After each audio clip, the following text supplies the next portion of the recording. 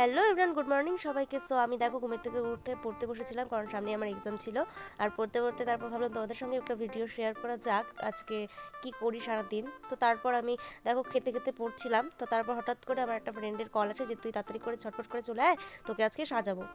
দেন আমি তাড়াতাড়ি করে ওদের বাড়িতে চলে যাই, আর কোনো রকম কোনো ভিডিও নেওয়ার মতো আমি সময় পাইনি, যেহেতু অনেকটাই লেট হয়ে গেছিলো। আর গিয়ে আমাকে ও সাজানো শুরু করে দেয়। তারপর দেখো একবারে মেকআপটা ডান হওয়ার পরে তোমাদেরকে দেখাচ্ছিলাম আমি, তো কেমন হয়েছে সেটা কমেন্ট বক্সে অবশ্যই জানাবে।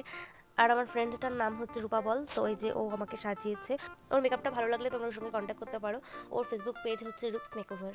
আর এখানে ফটোশুটের জন্য দাদারা চলে এসেছিল, তারপর তারা লোকেশন ঠিক করে ফটো তোলা স্টার্ট করে দেয় দেখো।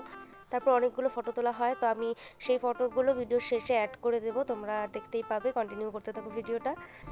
শ্যুট শেষ হওয়ার পর আমি ঘরে আসি, ঘরে এসে ভাবলাম যে এখন চেঞ্জ করে সোজা বাড়ি যাব, কিন্তু আমার না চেঞ্জ করতে ইচ্ছে করছিল না। তো সেই কথাটাই আমি এখানে বলছিলাম, তো রূপা সেটা শুনে আমার দিকে তাকিয়েছিল আর হাসছিল।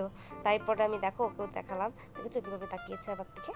আর আমি সেইভাবেই বের হয়ে পড়ি, আর রাস্তার মানুষজন তো সবাই আমার দিকে তাকিয়ে দেখছিল, ভাবছিল হয়তো কার বউ পালিয়ে চলে এসেছে।